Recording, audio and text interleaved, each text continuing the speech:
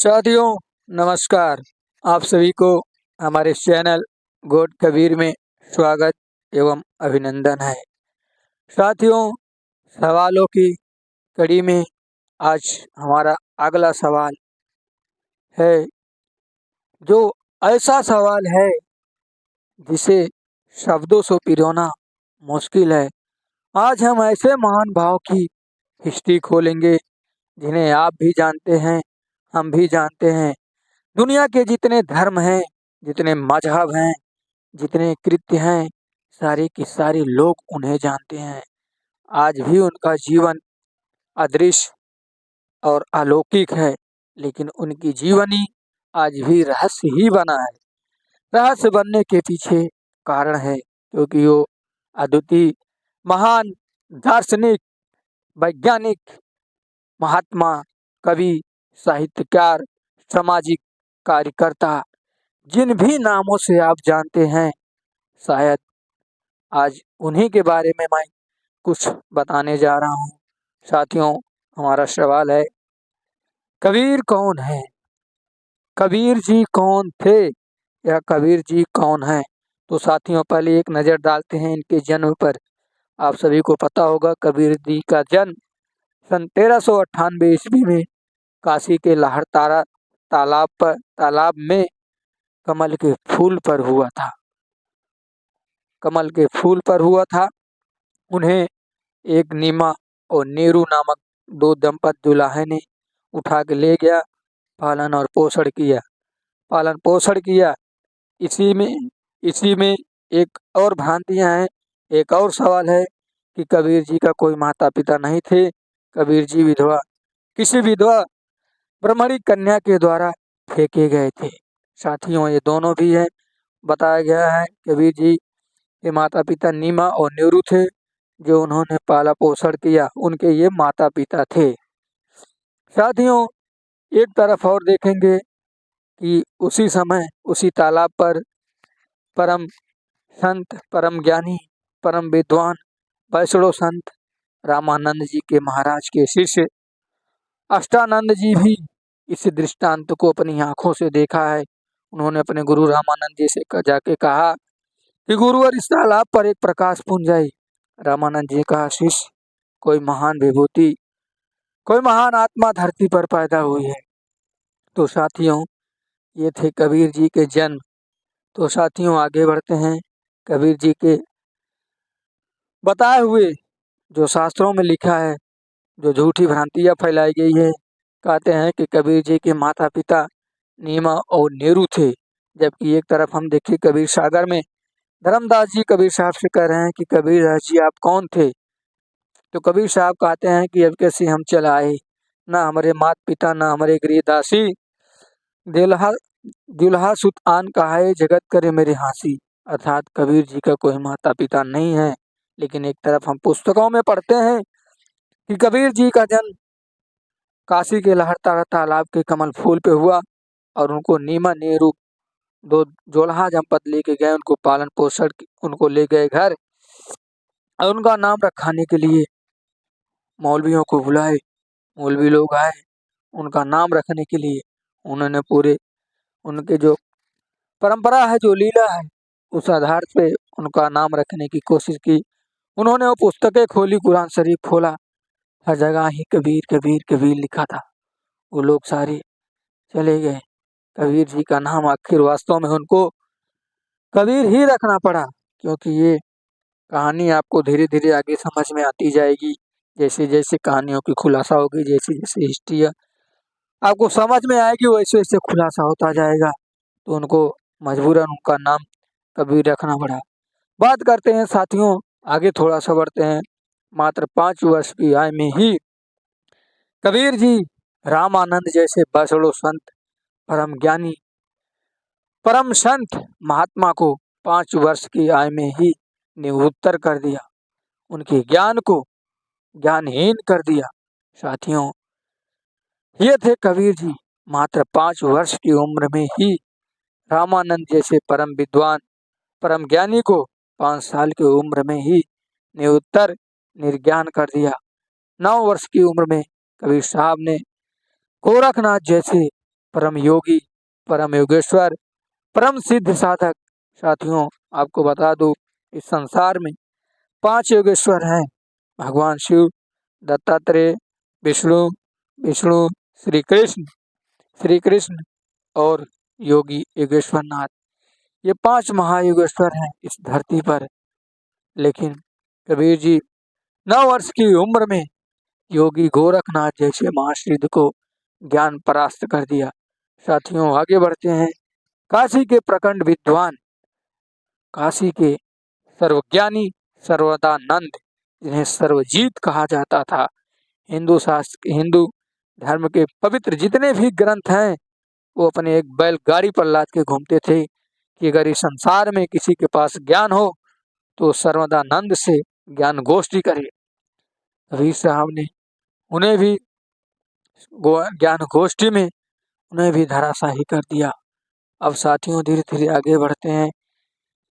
वैष्णव धर्म के परम पुजारी, कट्टर सनातनी सेठ धर्मदास, जो मध्य प्रदेश के बांधवगढ़ के थे, जो वैष्णव साधु थे, वैष्णव संत थे।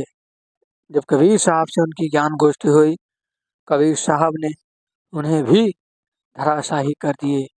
अब बात करते हैं कि कबीर जी की जीवनी। आगे बढ़ते हैं, थोड़ा देखते हैं। कबीर जी समाज सुधारक। कुछ लोग कबीर जी को समाज सुधारक कहते हैं। तो साथियों, हम देख लेते हैं कबीर जी अपने जीवन में क्या समाज सुधार किए। साथियों, समाज सुधारक का मतलब होता है कि समाज में जो फैली हुई कुरीतियां हैं उनमें सुधार लाना और लोगों को इन कुरीतियों से दूर हटाकर उनके जीवन में खुशहाली लाना, उन्हें सत्य मार्ग को लाना। ये भ्रांतियां आज नहीं, वर्षों करोड़ों से चली आ रही मूर्ति पूजन का। कबीर साहब ने वहां पे सच्ची, कड़वी और ठोस बात कही कि पाथर पूजे हरी मिले तो मैं पूजू पहाड़। चाके भरी चकिया भली पीस का है संसार। अगर पत्थर के पूजने से भगवान मिलते तो मैं पहाड़ को पूज लेता। वहीं एक तरफ देखे साथियों, कबीर साहब मुसलमान धर्म में भी कहे कि कंकड़ पत्थर जोड़ के मस्जिद लिया बनाए, ताचड़ मोल्ला बाग दे बहारा रहा खुदाए। साथियों, मैं यहाँ कहना चाहूँगा कि कबीर साहब किसी धर्म या किसी मजहब के विरोधी नहीं थे। कबीर साहब रूढ़िवादी, झूठी परंपरा के विरोधी थे। जो समाज में झूठी परंपरा चली आ रही है, जिससे आम लोगों को, जिससे निम्न वर्गों के लोगों के लिए कोई लाभदायक नहीं है। जैसे समाज में छुआछूत, दहेज प्रथा, वर्ण व्यवस्था, जाति व्यवस्था, एक दूसरे के प्रति हिंदू मुस्लिम आपस में टकराव, ये सारी जितनी कुरीतियां थी, इन सब के विरोध में कबीर साहब थे। इसलिए कबीर साहब उस समय के कट्टरवादी थे। कबीर साहब ने दोनों ही धर्म को, संसार के जितने धर्म हो सबको उन्होंने बहुत कड़वी और सच्चाई बोली। तो ये थे कबीर जी के समाज सुधारक।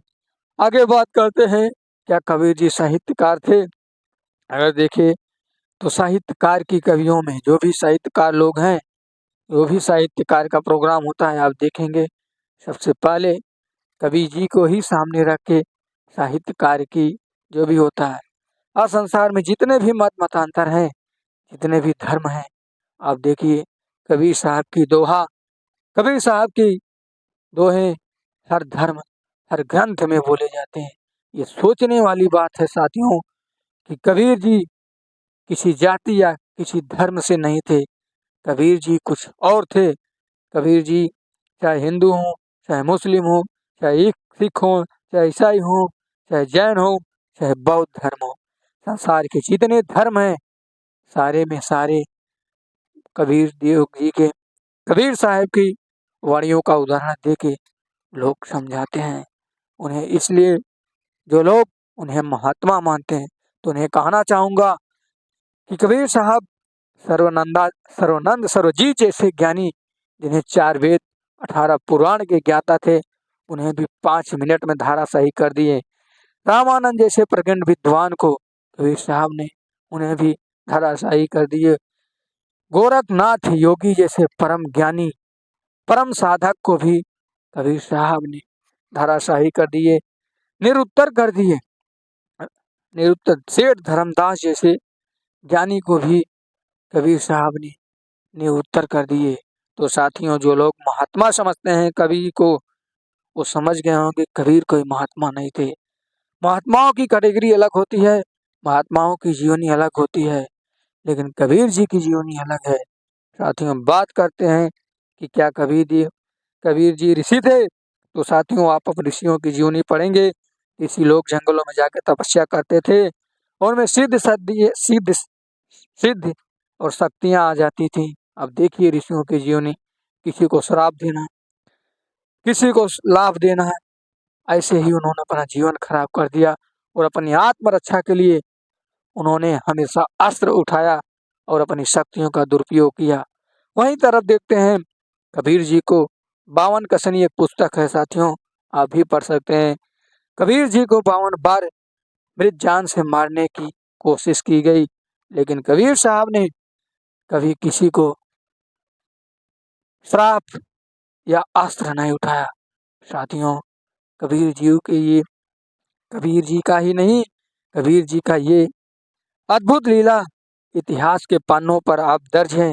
अगर आप देखें इस संसार में जितने भी हैं, देव, ऋषि, गण, गंधर्व, मानव, सभी अपनी सुरक्षा के लिए अस्त्र उठाते हैं, अपनी सुरक्षा के लिए लोगों को श्राप देते हैं। लेकिन वही एक तरफ इतिहास उठा के देखे, कभी सागर को देखे, तो कबीर साहब को 52 बार जान से मारने की कोशिश की गई, उनके साथ इतना दुराचार हुआ, उनके साथ इतना अन्याय हुआ, फिर भी कबीर साहब ने कभी किसी को श्राप नहीं दिया, ना ही अस्त्र उठाया। आप स्वयं जिन्हें परमात्मा मानते हैं उनकी भी जीवनी देख लीजिए, राम, कृष्ण, शिव, ये भी अपने सुरक्षा के लिए अस्त्र उठाते हैं।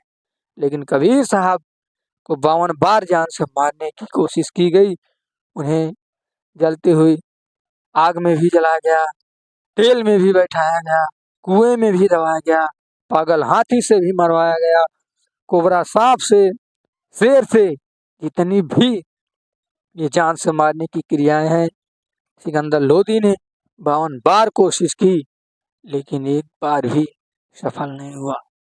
तो जो लोग कबीर साहब को महात्मा, ज्ञानी, ऋषि, देव, दानव मानते हैं, तो इनके लिए प्रमाण है, 52 कसने पुस्तक को स्वयं जाके पढ़े कि कबीर साहब को 52 बार जान से मारने की ये घटना सही है या गलत है।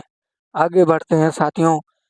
कबीर जी अपने कार्यकाल में काशी के राजा वीरदेव सिंह बघेल को अपने ज्ञान से उस समय के प्रखंड विद्वानों ने उनको अपना शिष्य बनाया था। लेकिन जब उन्हें पता चला कि कबीर एक संत है, जो कि अद्भुत संत हैं, अलौकिक संत हैं, इनके जैसा संत इस धरती पर न हुआ है न ही होगा, तो उन्होंने उनसे जाके देखा और उनसे ज्ञान की। उस ज्ञान में कबीर साहब ने उनको उत्तर दिया।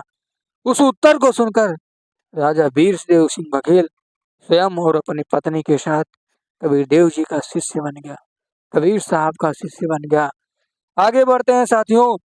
मगहर के राजा बिजली खां पठान भी कबीर साहब का शिष्य था। आगे बढ़ते हैं साथियों। दिल्ली के बादशाह सिकंदर लोधी भी कबीर साहब का शिष्य था। सिकंदर लोधी को जलन का रोग हुआ था। संसार के जितने भी ज्ञानी, पंडित, मौलवी, जितने भी देवता, गण, गंधर्व, ऋषि, महर्षि, इस धरती पर ऐसा कोई नहीं पैदा हुआ जो कि सिकंदर लोधी के जलन के रोग को ठीक कर दे। उन्होंने इस संसार में जितने भी ज्ञानी, पंडित, विद्वान, मौलवी, सारे लोगों को उसने धन देने का वादा किया था कि जो मेरे इस जलन को, रोग को ठीक कर देगा, मैं उसको मुख मांगा इनाम दूंगा। साथियों, इस धरती पर ऐसा कोई ऋषि, ऐसा कोई महात्मा, ऐसा कोई देव नहीं पैदा हुआ जो उसको इस जलन को, रोग को ठीक कर दे। तो किसी ने उसको बताया कि काशी में एक कबीर नाम के संत आए हुए हैं। उसने कहा नहीं, जब ये देव, ये दानव, ऋषि, महर्षि नहीं कर पाए तो संत की क्या औकात है। तो उन्होंने समझाया कि संत दुर्लभ है, संत ही सब कुछ कर सकता है। साथियों, कहते हैं कि जब इंसान मौत के मुंह में पहुंच जाता है, जब इंसान को भयंकर पीड़ा होती है, तो वो 9 दरवाजे क्या पूरी दुनिया घूमता है। ठीक इसी प्रकार सिकंदर लोदी को जलन का रोग हुआ था, इसलिए उसने दिल्ली से चलकर काशी आया और कबीर साहब के शरणागत जैसे ही प्रणाम किया, साथियों, उसके सारे के सारे जलन रोग खत्म हो गया। हैरान हो गया कि इस दुनिया में परमात्मा तो स्वयं चलकर आए हैं, लेकिन हमारी दुर्भाग्य है कि हमने इन्हें पहचाना ही नहीं। उसका जलन का रोग ठीक हुआ। उसने तुरंत कबीर साहब को अपना ईश्वर, अल्लाह अकबर, गॉड मानकर तुरंत नाम दीक्षा ली। उसका एक धर्मगुरु था शेख तकी, जो कबीर साहब से जलता था। वो कहता था कबीर एक जादूगर है, कबीर एक इल्म करने वाला है, मैं इसको अल्लाह नहीं मानूंगा, ये अल्लाह नहीं है, ईश्वर नहीं है, ये लोगों को धूर्त बनाने वाला जादूगर है। उसने कहा कि कबीर जी कुछ प्रमाण दे। उसने तुरंत कहा कि क्या प्रमाण चाहते हो। कबीर जी ने कहा क्या प्रमाण चाहते हो। उन्होंने कहा ये गाय खड़ी है, ये गर्भवती है, इसके पेट में बच्चा है, मैं इसको काटता हूँ, अगर तू जीवित कर दिया मैं तुझे मान लूंगा कि तू परमात्मा है, तू अल्लाह अकबर है। उसने तुरंत कटवाया। कबीर साहब ने दोनों के सर पे हाथ रखा, दोनों जुड़ गई, गाय और बछिया दोनों जीवित हो गई। फिर भी उसको ईर्ष्या हुई, जलन हुई, नहीं नहीं, ये तो आम इंसान है, आम इंसान कैसे परमात्मा हो सकता है। उसने कहा नहीं, इसके पास जादू है, मैं भी संतुष्ट नहीं हूँ, मैं और कुछ सवाल लेता हूँ, मैं और कुछ करवाता हूँ, अगर वो करने में सक्षम हो जाएंगे मैं इन्हें परमात्मा मान लूंगा। उन्होंने कहा किसी मृत को जीवित कर दे। तो साथियों, कबीर देव जी ने नदी में बहती हुई लाश को बुलाया और कहा हे मुर्दे, कबीर के हुक्म से इस शरीर में प्रवेश कर। साथियों, वो आत्मा प्रवेश की और वहां पे उपस्थित सारे लोग कहें कि कबीर देव कमाल कर दिए, कमाल कर दिए। साथियों, उस बालक का नाम कमाल रख दिया गया। फिर भी शेख तकी को विश्वास नहीं हुआ। साथियों, क्योंकि हम मन के काबू में है, इन झूठी रूढ़ी परंपराओं को देखते हुए हमें विश्वास ही नहीं होता है कि परमात्मा है, क्योंकि हम इस रूढ़ीवादियों में फंस चुके हैं। हम अपनी बुद्धि को सर्वश्रेष्ठ मान चुके हैं कि जो कुछ भी है हम ही है। फिर भी उसको विश्वास नहीं हुआ। उसने कहा कि अगर ये सच में अल्लाह अकबर है, सच में ही परमात्मा है, तो मेरी बेटी मरी हुई जमीन में धसी हुई है, अगर इसको ये जीवित कर देगा मैं इसको परमात्मा मान लूंगा। कबीर साहब ने कहा ठीक है, खुदवा उस लड़की को। उसने कब्र को खुदवाया, बाहर निकाला और कहा कि वो लड़की शेख तकी के हुक्म से इसके शरीर में प्रवेश कर, लेकिन प्रवेश नहीं की। जैसे ही कबीर साहब ने कहा कि ओ आत्मा, कबीर के हुक्म से इस शरीर में प्रवेश कर, जैसे ही कबीर साहब ने कहा वैसे ही वो आत्मा उस लड़की के शरीर में प्रवेश की और वो लड़की खड़ी हो गई और कबीर देव से, परमात्मा से, कबीर साहब से ज्ञान ली, नाम दीक्षा ली और उनके साथ चली गई। वहां पर उपस्थित सारे लोग कहने लगे कि तो कमाल हो गया, कमाल हो गया।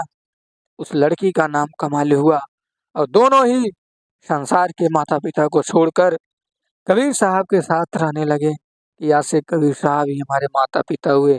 तो साथियों, ये दोनों कमाल और कमाली कबीर जी के पुत्र नहीं थे, इन्होंने उनको दोनों को जीवित किया, वो दोनों उनके साथ रहते थे। ठीक, आगे बढ़ते हैं साथियों। इसी कड़ी में आज भी प्रमाण है, आप भी जाके स्वयं देख लीजिएगा।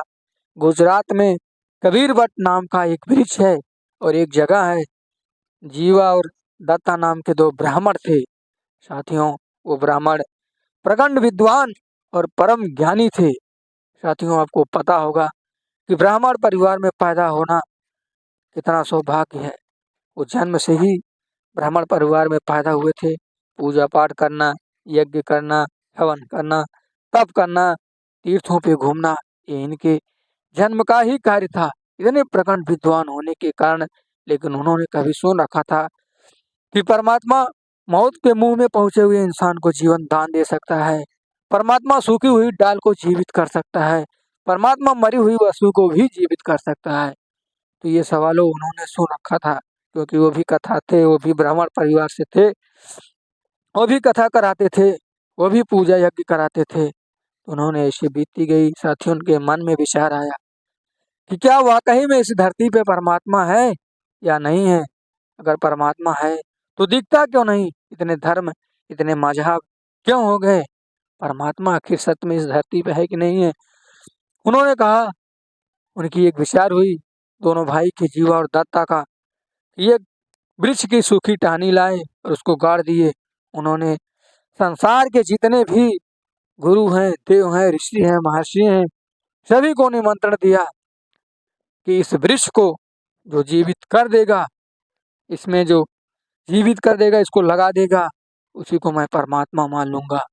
उसने जितने भी ऋषि थे, महर्षि थे, देव, दानव, गण, गंधर्व, यज्ञ, सारे सब कुछ किया, लेकिन कुछ नहीं हुआ। अंतोगंता उनके हाथ निराशा लगी और वो दोनों मृत्यु के नजदीक पहुंच गए। उन्होंने कहा कि संसार में कोई भगवान नहीं है, कोई देवता नहीं है, ये सब केवल बेवकूफ बनाने वाले, ये सब कोई भगवान नहीं, कोई परमात्मा नहीं है। उन्होंने मृत्यु के नजदीक पहुंच के स्वयं खाना पीना छोड़ दिया। ये परमात्मा है ही नहीं तो मुझे जीना भी नहीं है।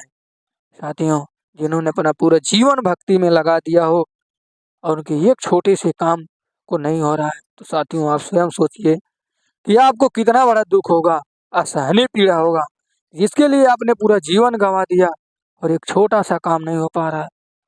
साथियों, इस दुख से दुखी होकर जीवा और दत्ता ब्राह्मण परिवार से थे, वो लोग निराश हो गए, खाना पानी को छोड़कर धीरे धीरे मौत के मुंह में जाने लगी कि अब भक्ति नहीं करना, उन्होंने भक्ति भी छोड़ दी।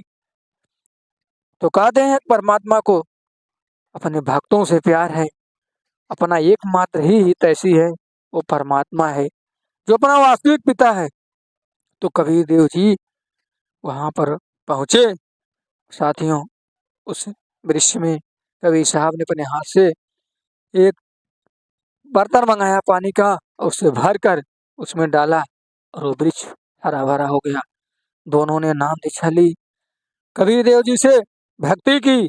साथियों, अगर आपको प्रमाण चाहिए कि ये घटना सत्य है, झूठी नहीं है, तो आज भी वो गुजरात में कबीर बट के नाम से प्रसिद्ध है, वो आज भी वो वृक्ष है। साथियों, इसी कड़ी में बढ़ते हैं कबीर जी की दोहे, कबीर जी की दोहावली। साथियों, आप वेद, गीता, पुराण को पढ़ करके भी आप कभी ये सिद्ध नहीं कर सकते कि परमात्मा कौन था, कैसा है। चारों वेद, 18 पुराण, गीता, जितने भी कुरान, बाइबल, गुरु ग्रंथ साहिबा, जितने भी हैं, सारे इसके एक से एक विद्वान हुए, एक से एक ज्ञानी हुए, लेकिन आज तक सिद्ध नहीं कर पाए कि पूर्ण परमात्मा कौन है, कैसा है, किसने देखा है, क्या वो ब्रह्मा विष्णु महेश है, क्या वो ब्रह्म है, कौन है। आपको सुनाता हूँ, कबीर साहब एक ही श्लोक में पूरी गीता, पूरे वेद को हिला कर रख दिया, झकझोर कर रख दिया। कबीर साहब ने कहते हैं कि परम अक्षर एक पुरुष है, निरंजन वाकी डार, तीन देव शाखा भय, पात रूप संसार। इस एक श्लोक के अंतर्गत गीता, चार वेद, 18 पुराण, उपनिषद, सारे ग्रंथों का सार केवल एक श्लोक में है। साथियों, लेकिन कुछ ज्ञानी, कुछ मूढ़, कुछ परम विद्वान अपने आप को मानते हैं। वो कहते थे कबीर जी ये तो अज्ञानी है, वो तो पढ़े लिखे नहीं है। साथियों, इतना पढ़े लिखे के बावजूद पूरे पवित्र धर्म ग्रंथों को लेकर चलने वाला सर्वदानंद सर्वजीत जैसे ज्ञानी कबीर जी के ज्ञान के आगे ज्ञानहीन हो गए, धराहीन हो गए। गोरखनाथ योगी महायोगेश्वर, जो भगवान शिव का परम शिष्य, ब्रह्मलोक तक पहुंचा हुआ साधक, वो भी कबीर जी के ज्ञान के आगे ज्ञानहीन हो गया। रामानंद जैसे प्रखंड विद्वान, वैष्णव साधु, वो भी कबीर जी के ज्ञान के आगे ज्ञानहीन हो गए। तो साथियों, आशा करता हूँ ये वीडियो आपको अच्छा लगा होगा। साथियों, मैंने जितनी भी बात कही, ये साथियों प्रमाण के साथ है, न कि ये कोई ऊट पटांग या डोम बाट की कहानी है।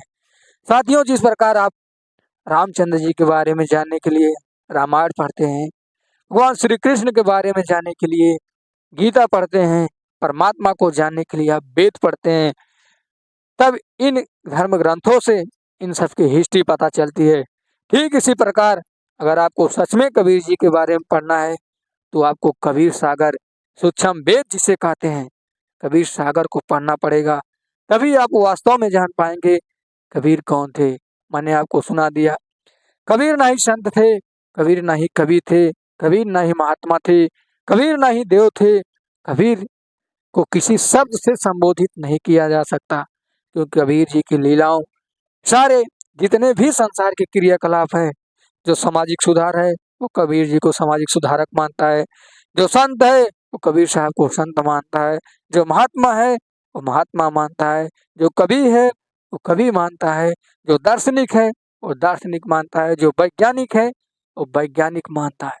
साथियों, इतने रोचक और इतने अद्वितीय ज्ञान इस संसार के किसी भी पुरुष में नहीं है, किसी भी देव में नहीं है, किसी भी ऋषि में नहीं है, किसी भी महर्षि में नहीं है। तो कबीर साहब के जो दोहे हैं, कबीर साहब की जो लीला है वो अद्वितीय है, जिसको किसी शब्द से पिरोया ही नहीं जाता। लेकिन दुर्भाग्य है इस देश का, इस समाज का, जिन्होंने कबीर जी को नहीं ज्ञान समझा, नहीं उन्हें स्वीकारा, उनके साथ दुराचार किए, उन्होंने अन्याय किया। लेकिन उन्होंने कबीर के साथ अन्याय किया, उनका कुछ नहीं बिगाड़ पाए, लेकिन उनके ज्ञान को नहीं समझे। साथियों, वीडियो बहुत बड़ी हो जाएगी, टाइम लंबा हो जाएगा, तो इस वीडियो को यहीं पे समाप्त करते हैं। आगे की जो भी सवाल होंगे अगले वीडियो में बात करते हैं। साथियों, वीडियो अच्छा लगा हो लाइक कीजिए, शेयर कीजिए, और कबीर जी के बारे में पढ़ने के लिए मैंने जो भी बात बताई, तो एक पुस्तक है कबीर कसनी और दूसरी है